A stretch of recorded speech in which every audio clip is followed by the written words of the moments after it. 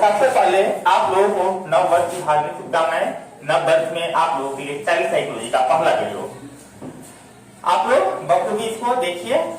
और जो एनटीटी का क्लासेज हो रही है सैटरडे और संडे ऑफलाइन और ऑनलाइन, तो क्लास में हमेशा पार्टिसिपेट कीजिए। आज हम लोग खेल के बारे में पढ़ेंगे, बच्चों के विकास में खेल का योगदान। तो कहता है खेल एक सार्वभौमिक क्रिया है। सार्वभौमिक क्रिया मतलब हर तरह से बच्चा का विकास करता है खेल। जब से मनुष्य अस्तित्व में आया तब से खेल खेले जा रहे हैं। बहुत सारे समाज, देश, जाति के बालक अपनी रुचि के अनुसार खेलते हैं। खेल को रुचि, सामर्थ्य, जो संसाधन उनको मिलता है उस अनुसार लोग या बच्चा खेल को खेल रहे हैं। संसाधन कहने का मतलब कि बस बैट बॉल नहीं है, उसको रुचि भी होगा, कहाँ से खेलेंगे, नहीं खेलेंगे। संसाधन भी मिलना चाहिए, रुचि भी होना चाहिए। और खेल सबसे बड़ा चीज क्या है? खेल मानसिक तनाव को खत्म करता है। खेल खुद के द्वारा, खुद के रुचि से बच्चा बाल्यावस्था में हो या किशोरावस्था में हो, व्यस्त अवस्था में हो, मतलब खेल किसी ये नहीं है कि खेल बच्चा के लिए, किसी भी अवस्था के लोग खेल सकते हैं। और खेल क्या है? खेल से लोग थकता नहीं। जैसे हम कोई भी कार्य डेली करते हैं तो थकावट ऑटोमेटिक महसूस होता है कि लोग थक गया है, लेकिन खेल खेलने के बाद लोग को थकावट अंदर से थका हुआ फील नहीं आता है, खुद भी अपनी रुचि के अनुसार खेलता है। बच्चों में या वयस्कों में या खेल एक ऐसा क्रिया है, खेलने के बाद तो उसका मानसिक प्रेशर, मानसिक तनाव खत्म होता है। और हम देखेंगे खेल एवं कार्य में क्या अंतर है। खेल और कार्य में अंतर क्या है? खेल के बारे में सब समझ गए। खेल क्या है? खुद के रुचि से जो बच्चा में रुचि हो, संसाधन मौजूद हो, तो उस हिसाब से बच्चा का रुचि होता है, अपना खेल खेलता है। खेल बहुत ही सार्वभौमिक है, बच्चा का हर एंगल से विकास करता है। तो अब हम देखेंगे खेल और कार्य में क्या अंतर। पहले तो आपको बताएं, कार्य करने से लोग थकता है, डेली कोई भी कार्य किया जाए तो, लेकिन खेल में ये नहीं है। खेल अपनी रुचि से थकावट को, प्रेशर को, इस सबको खत्म करता है। तो हम देखेंगे खेल और कार्य में क्या अंतर है। पहला अंतर कहता है खेल एक लक्ष्य विहीन क्रिया है।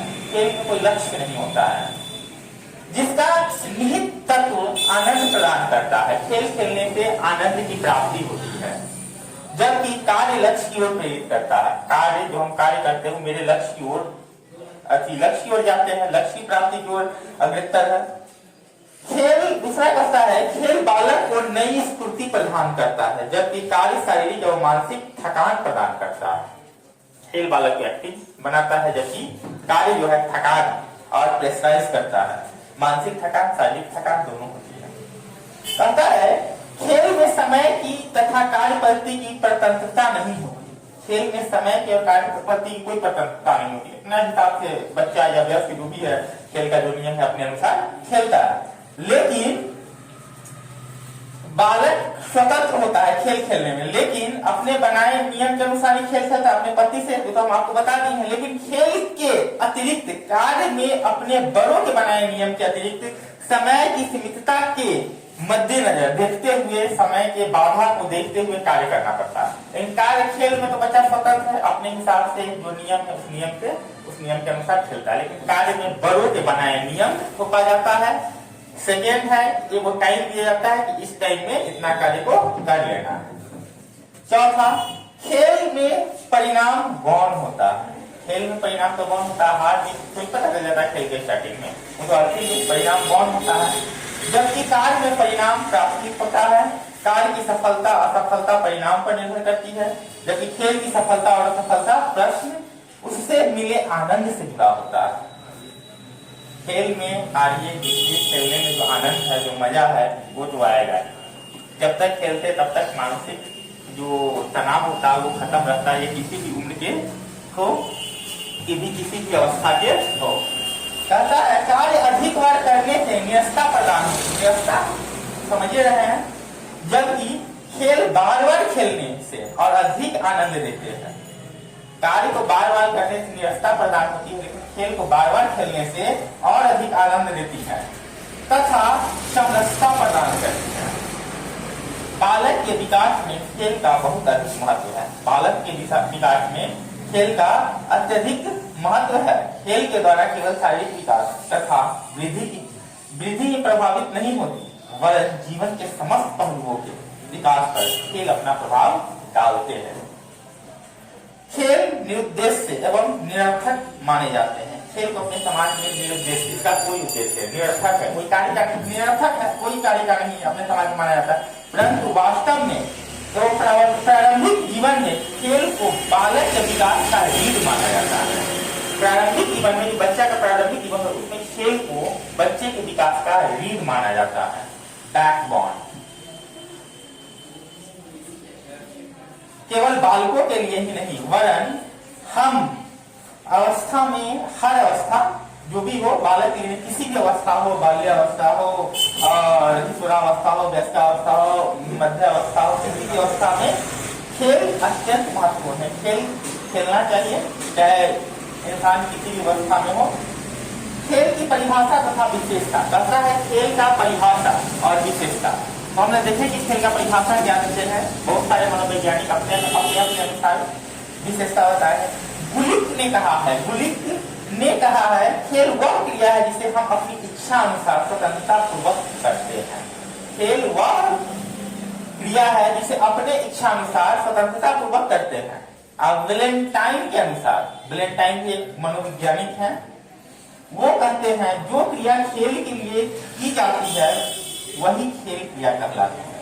जो क्रिया खेल के लिए की जाती है वही खेल कहलाती है। गुलिक और वेलेंटाइन दोनों का अपना अलग अलग कथन है, लेकिन निचोड़ निकालिए तो वहीं पे पहुंचता है। खेल आनंददायक होता है। खेल का उद्देश्य खेल ही होता है। खेल में किसी प्रकार की बाध्यता नहीं होती है।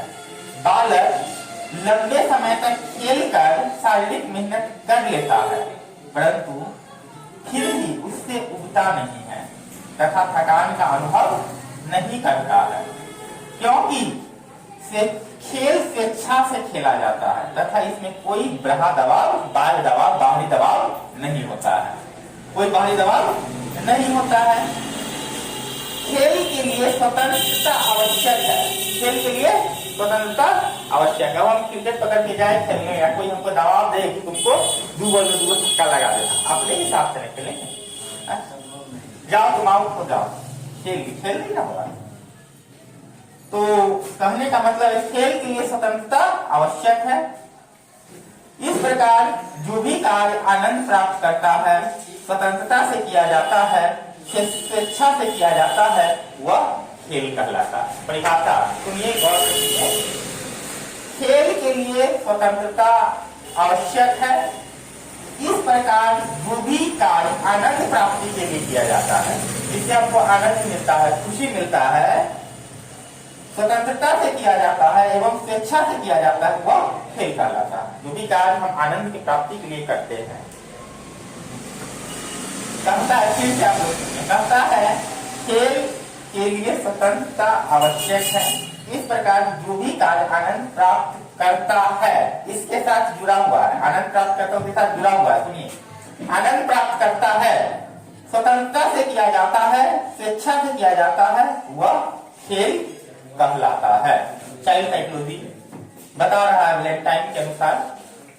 आगे देखते हैं हम लोग। अब देखेंगे, हम लोग जानेंगे खेल और कार्य में अंतर। कार्य करने से आदमी थकता है, मानसिक प्रेशर, शारीरिक थकान, मानसिक थकान होता है, जबकि खेल से ये नहीं होता। बहुत सारा खेल और कार्य में अंतर बताएं, खेल की परिभाषा और विशेषता बताएं, खेल क्या है सो बताएं। अब देखेंगे बालक के जीवन में खेल का महत्व। तो सबसे पहले बालक के जीवन में खेल का महत्व का पहला टॉपिक है, पहला पॉइंट है क्रियात्मक विकास। क्रियात्मक विकास कहता है खेल के माध्यम से बालकों को विभिन्न प्रकार की क्रियाओं तथा विभिन्न क्रियात्मक कौशलों के अभ्यास का अवसर मिलता है। इसके माध्यम से, खेल के माध्यम से क्रियात्मक विकास के लिए उपयुक्त समय पर अभ्यास आवश्यक है। क्रियात्मक विकास के लिए उपयुक्त समय पर अभ्यास, प्रैक्टिस आवश्यक है तथा खेल उस अभ्यास का अवसर प्रदान करता है। खेल उस अभ्यास का अवसर प्रदान करता है। तो हम लोग क्रियात्मक विकास समझ गए। आगे है शारीरिक विकास।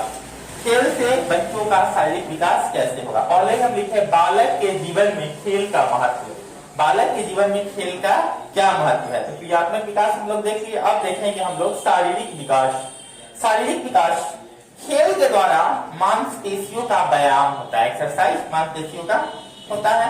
भोजन के पचने में सहायता मिलती है, भूख अच्छी लगती है, भूख अच्छी लगती है। इस प्रकार बालक के शारीरिक विकास के लिए खेल महत्वपूर्ण है। बालक के शारीरिक विकास के लिए खेल क्या है, महत्वपूर्ण है। छोटा शिशु यद्यपि चल नहीं पाता है, फिर भी वह लेटकर अथवा हाथ पांव चलाकर खेलता रहता है, जिससे उसके शरीर का व्यायाम होता है, जिससे उसके शरीर का व्यायाम होता है। खेलों में रक्त संचार बढ़ता है, उत्सर्जी पदार्थों के शरीर से निकलने में सहायता मिलती है। वस्तुतः खेल व्यायाम का कार्य करता है। वस्तुतः खेल क्या करता है, व्यायाम का कार्य करता है, जो शारीरिक विकास में महत्वपूर्ण स्थान रखता है। बच्चे के शारीरिक विकास में भी खेल महत्वपूर्ण स्थान रखता है।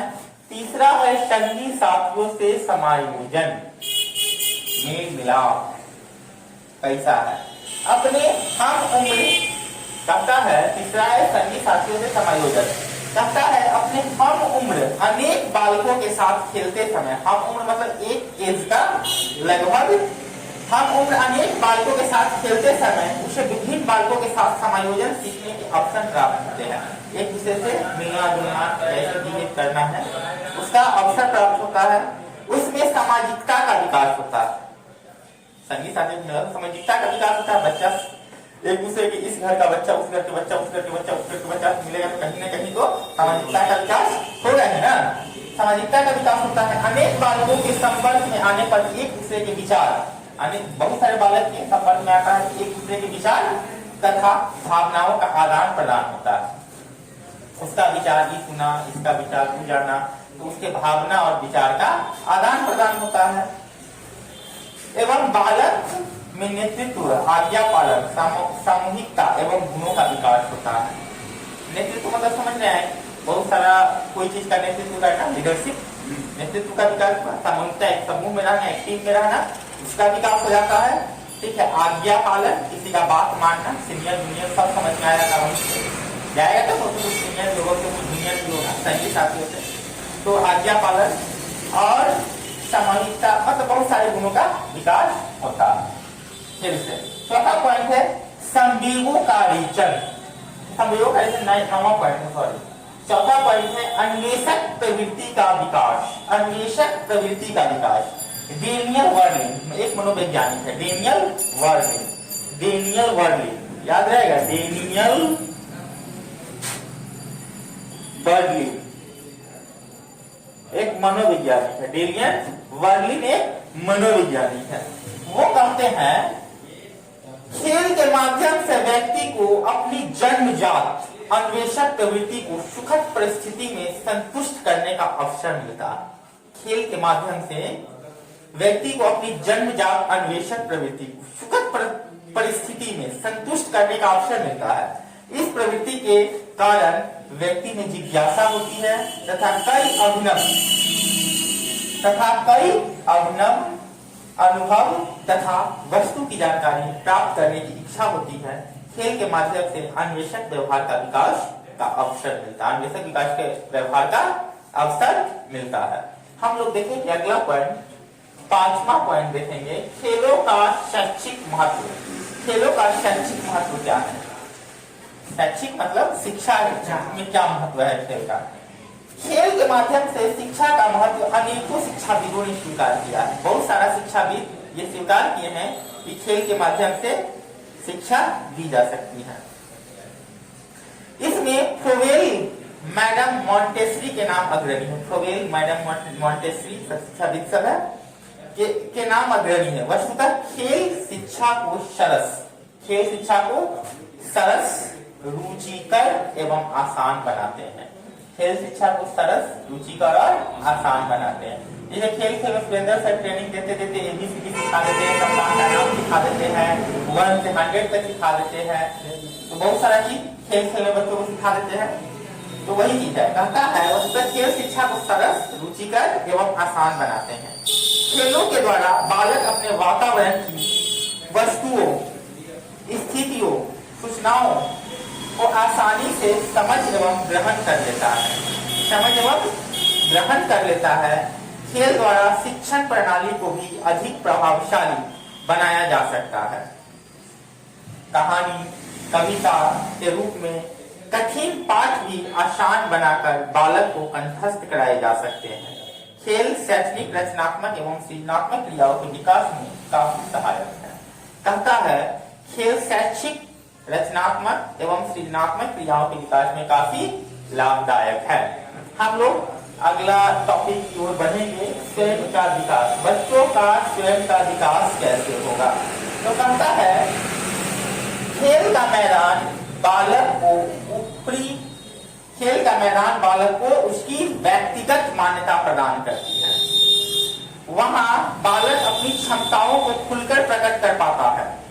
खेल का मैदान उसको स्वतंत्रता प्रदान कर वहां जाता है और उसका जो भावना होता है खेल के मैदान में खुलकर प्रकट कर सकता है। उसका कोई मम्मी पापा, बड़ा भाई बहन या आस पड़ोस का कोई बड़ा बुजुर्ग नहीं रहता है, वहां पर अपनी भावनाओं को खुलकर प्रकट कर सकता है तथा उनका स्तर स्वयं दूसरों के से तुलना कर सुधारने का प्रयत्न करता है। बहुत सारे बच्चे खेलते रहते हैं, उसका स्तर क्या है, उसे हमेशा 2 आदमी खेलता है या 10 आदमी खेलता है तो हमेशा चाहता है कि हम उससे अच्छा खेले, हमेशा उससे अच्छा खेले, वही तुलना करता है, कंपैरिजन।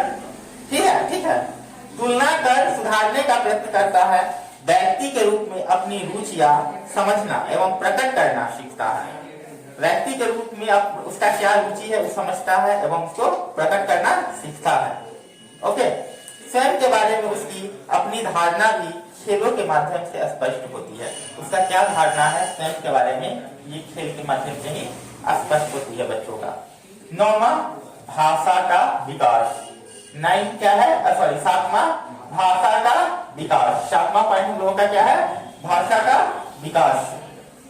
भाषा का विकास खेल के माध्यम से कैसे होता है तो देखिए। आरंभ से ही बालक सबसे अधिक भाषा का प्रयोग अपने मित्र समूह में करता है। तो मित्र समूह कहाँ मिलेगा, जहाँ खेलने जाएगा वही ना, मित्र समूह में करता है। वस्तुतः वहां से भाषा की सर्वाधिक आवश्यकता पड़ती है। बालक के शब्दकोश में नित्य नए शब्द संगी साथियों के शब्दकोश से आकर जोड़ते हैं।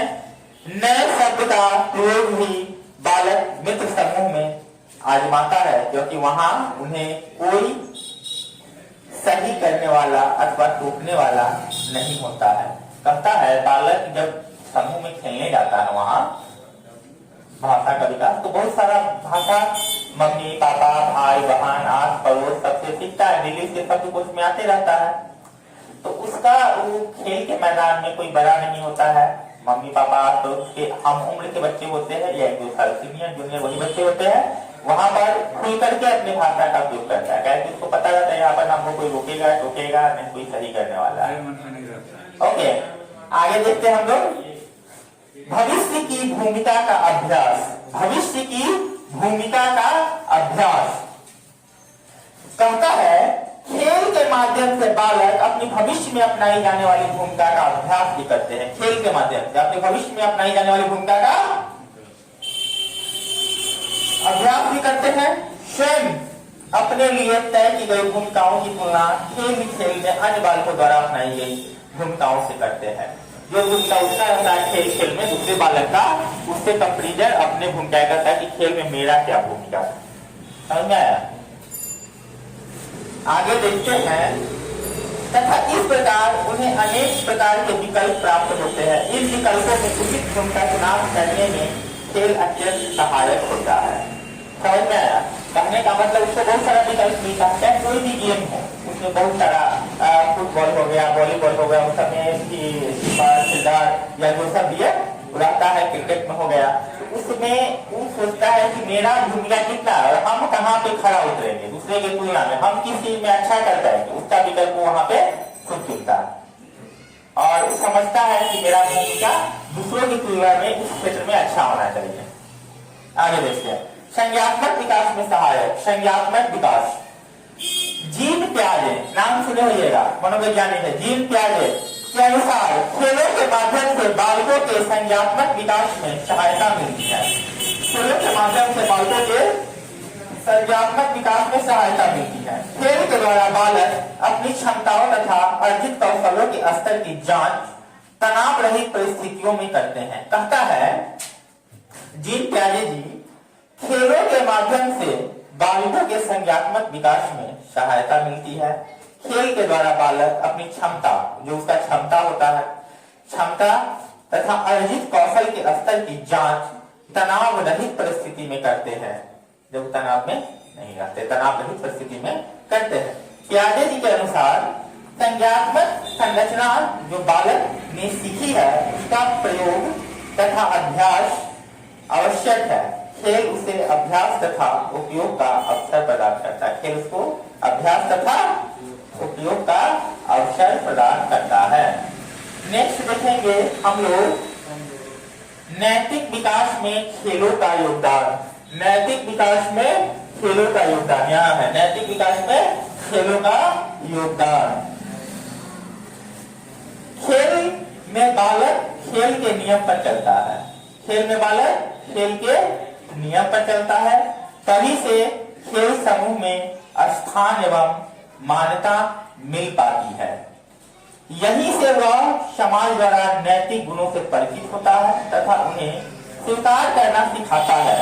निष्पक्षता, सत्यता, आत्मसंयम, बड़ों का सम्मान करना, छोटों की भूलों को भूल जाना, अपनी हार मुस्कुराकर स्वीकार कर लेना, यही सब नैतिक मूल्य बालक खेल समूह में ही सीखता है। तथा नैतिक विकास में खेलों का योगदान। नैतिक विकास में खेलों का योगदान। नैतिकता का मतलब तो आप लोग समझे हैं, खुशी खुशी या सही इंसान या सही चीज, ठीक है। नैतिक वही ना, नैतिकता क्या होता है?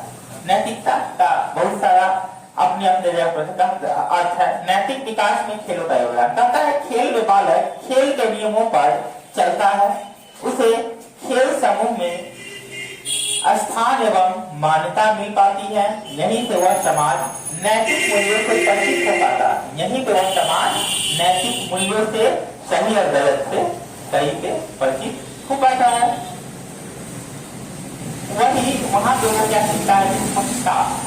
निष्पक्षता मतलब समझ रहे हैं, बेईमानी नहीं करना, सही सही बताना, किसी के निष्पक्षता मतलब किसी को और नहीं बोलना, जो एकदम सही है वही चीज को बोलना। निष्पक्ष यही हुआ, निष्पक्ष याद, किसी को और से नहीं, पक्षपात नहीं करना, निष्पक्ष। सत्यता, सच बोलना, आत्मसंयम, धैर्य रखना, संयम रखना, बड़ों का सम्मान करना, बड़ों का सम्मान करना। उसके बाद बड़ों का सम्मान करना, छोटों की भूलों को भूल जाना, छोट का जो भूल होता है, गलती होता है, उसको भूल जाना, अपनी हार को मुस्कुराकर स्वीकार करना, ये सब क्या है? नैतिक मूल्य सब है। यह सभी नैतिक मूल्य बालक खेल समूह में ही सीखता है। समूह नैतिक मूल्य न मानने पर बालक को स्वीकार नहीं करता है। समूह नैतिक मूल्य, समूह जो होता है, अगर वो गलत बच्चा है, वो नैतिक मूल्यों को नहीं मानता है तो समूह उसको स्वीकार नहीं करता। तो मजबूरी होता है समूह में खेलना है तो नैतिक मूल्यों को माने, नैतिक मूल्यों को माने।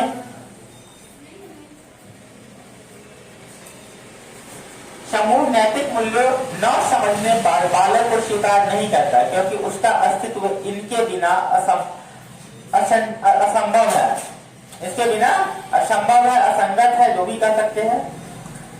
खेल के मैदान में वही बालक सर्वाधिक लोकप्रिय हो पाता है जो नैतिक मूल्यों को स्वीकार कर व्यवहार में लाता है तथा प्रत्येक बालक समूह द्वारा स्वीकृत होने की लालसा रखता है, अतः स्वतः ही नैतिक मूल्य को अपना लेता है। कोई भी बालक नहीं चाहेगा कि हम अपने समूह में नहीं खेलें, और समूह में खेलना है तो नैतिक मूल्यों को मानना पड़ेगा, स्वीकार करना पड़ेगा। और वैसे बालक को समूह स्वीकार नहीं करता है जो नैतिक मूल्यों को नहीं मानता है, और नैतिक मूल्य को मानेगा तो समूह में खेलेगा। इसके लिए बच्चा नैतिक मूल्य को व्यवहार में लाना शुरू कर देता है और नैतिक मूल्य का भी विकास खेल के माध्यम से होता है। आगे हम लोग देखेंगे विभिन्न समायोजनों में सहायता, बहुत सारा समायोजन में कैसे सहायता करती है खेल, उसके बारे में हम लोग देखेंगे। कहता है खेल बालक को विभिन्न शारीरिक, क्रियात्मक, संवेगात्मक, सामाजिक गुण प्रदान कर मानसिक योग्यताएं प्रदान करके भाषा के विकास में सहयोग कर उसके जीवन में आने वाले विभिन्न समायोजनों को आसानी से स्थापित करने में सहायता प्रदान करता है। खेल बालकों को विभिन्न शारीरिक पढ़े, क्रियात्मक पढ़े, संवेगात्मक पढ़े, सामाजिक गुण के बारे में पढ़े, ये सब को हम लोग अभी पढ़े हैं। और इस सब क्रिया को बच्चा तक खेल के माध्यम से बच्चा में ये सभी क्रियाओं का विकास होता है। खेल के माध्यम में बच्चा में इस सभी क्रियाओं का विकास होता है। मानसिक योग्यताएं प्रदान करके भाषा के विकास में सहयोग, भाषा का विकास भी बच्चा को खेल के माध्यम से मिल रहा है। खेल के माध्यम से भाषा का विकास भी मिल रहा है। कहता है निर्णय लेना, समस्या का समाधान करना, नेतृत्व करना, निर्णय लेना, समस्या का समाधान करना सब खेल के माध्यम से मिलता है। कहता है समस्या का समाधान करना बालक खेल के माध्यम से सीख लेता है। परिवार में, स्कूल में तथा अन्य सामाजिक क्षेत्रों में बालक के सामाजिक नैतिक गुणों, उसका शारीरिक स्वास्थ्य, उसका समायोजन सरल कर देता है। अब हम लोग पढ़ लिए विभिन्न समायोजनों में सहायता। कहने का मतलब बालक को खेल से ये सभी क्रियाएं, सभी चीज में खेल बालक का सहायता करता है। चाहे क्रियात्मक हो, शारीरिक हो, अन्वेषक हो, या नैतिक मूल्यों का विकास हो, या भाषा का ज्ञान हो, ये सब बालक को खेल के माध्यम से मिलता है। अगला पॉइंट हम लोग देखेंगे, खेल अनुभव प्रदान करना। खेल से अनुभव प्रदान करना क्या करता है? खेल से अनुभव प्रदान करता है। खेल के दौरान बालक अनेकों ऐसे अनुभव प्रदान करता है। खेल के माध्यम से बालक अनेकों ऐसा अनुभव प्रदान करता है जो उसे घर, स्कूल, किताबों में कभी नहीं दे सकती। न घर दे सकती है, न स्कूल दे सकती है, न किताब दे सकती है, कोई नहीं दे सकता कुछ ऐसा अनुभव जो सिर्फ खेल देती है। यह अपना वातावरण एवं अन्वेषित करता है। साथियों, अभिभावकों तथा अन्य परिचितों के बारे में धारणा स्थापित करती है। पशु पक्षियों, जानवरों के जीवन के बारे में जानकारी प्राप्त करता है। प्रकृति को करीब से देखकर उसके बारे में ज्ञान बढ़ाता है। खेल के अनुभव उसके मौलिक अनुभव होते हैं जो उस पर बड़ों द्वारा प्रत्यारोपित नहीं होते हैं। समझ में? बड़ों द्वारा प्रत्यारोपित नहीं होते हैं। ये अनुभव सीखने की प्रवृत्ति को बढ़ाता है। अनुभव सीखने की प्रवृत्ति को बढ़ाता है तथा बौद्धिक विकास के क्षेत्र में भी सहयोग करते हैं। कहता है खेल अनुभव प्रदान करता है। बहुत सारे ऐसा अनुभव है जो न उसको घर दे सकता है, न स्कूल दे सकता है, न बहुत सारे मोटी मोटी किताब दे सकता है। वो दे सकता है तो सिर्फ खेल दे सकता है। बच्चा को वो अनुभव देता है जो ये तीनों नहीं दे सकता है। जैसे जानवरों के बारे में परिचित कराना, मैंने बहुत सारा नया नया चीज एक दूसरे के मिलने पर जो पता चलता है वो हो गया। उसके बाद प्रकृति को करीब से देखता है, खेलने जाता है तो पेड़ पौधा वगैरह खेलने ग्राउंड में बहुत सारा चीज रहता है, प्रकृति को नजदीक से देखना। और कहता है साथ ही साथ इसमें बौद्धिक विकास भी होता है। बच्चों का बौद्धिक विकास भी खेल के माध्यम से होता है। और ये हम लोगों का पॉइंट है, खेल अनुभव प्रदान करता है बच्चों में कैसे। अंतिम पॉइंट है हम लोगों का रचनात्मक प्रवृत्तियों का विकास। नहीं, अंतिम पॉइंट है रचनात्मक प्रवृत्तियों का विकास। रचनात्मक प्रवृत्तियों का विकास हम लोगों का अंतिम पॉइंट है, 14 नंबर का पॉइंट है।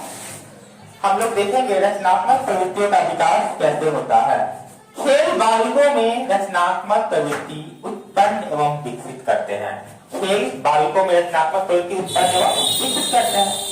रचनात्मक मतलब सभी लोग समझे, रचनात्मक विकसित करते हैं। खेलों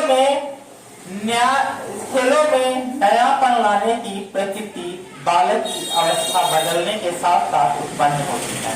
खेलों में नयापन लाने की प्रवृत्ति बालक की अवस्था बदलने के साथ साथ उत्पन्न होती है। प्रयोगात्मक अनुभव बालक को सदैव अधिक संतुष्टि प्रदान करता है। यही प्रयोगात्मक अनुभव बालक को रचनात्मक प्रवृत्ति की ओर प्रेरित करता है। कहता है पूरा टॉपिक हम लोग 14 टॉपिक देखे हैं खेल से संबंधित। बालक के जीवन में खेल का महत्व, जो हम लोग 14 टॉपिक देखे, 14 पॉइंट देखे, इसका 14 पॉइंट में हमको यही जानने को मिला है, निचोड़ पॉइंट, कि बालक के बौद्धिक विकास, क्रियात्मक विकास, शारीरिक विकास, भाषा का विकास या नैतिक मूल्यों का विकास, अनुभव का विकास, अभ्यास प्रैक्टिस करना, ये सारी चीज बालकों में खेल के द्वारा उत्पन्न होती है। खेल से इस सारी चीजों का विकास बालकों में होता है। तो खेल बालकों के लिए अति आवश्यक एवं अति महत्वपूर्ण है। बालकों के लिए खेल हम लोग अगला वीडियो में पढ़ेंगे बाल्यावस्था में कौन सा खेल खेलना है, या बाल्यावस्था का खेल क्या है, नहीं सॉरी, बाल्यावस्था और शैशवावस्था दोनों पढ़ेंगे, शैशवावस्था और बाल्यावस्था। उसके बाद हम लोग देखेंगे खेल पर आधारित शिक्षण पद्धति भी क्या है। खेल पर आधारित शिक्षण पद्धति मतलब शिक्षण पद्धति, खेल से हम कैसे शिक्षा दे सकते हैं बच्चों को, या इसके बारे में पढ़ेंगे। शैशवावस्था का खेल, बाल्यावस्था का खेल, खेल के सिद्धांत, ये सब हम लोग नेक्स्ट वीडियो में चर्चा करेंगे। That's all.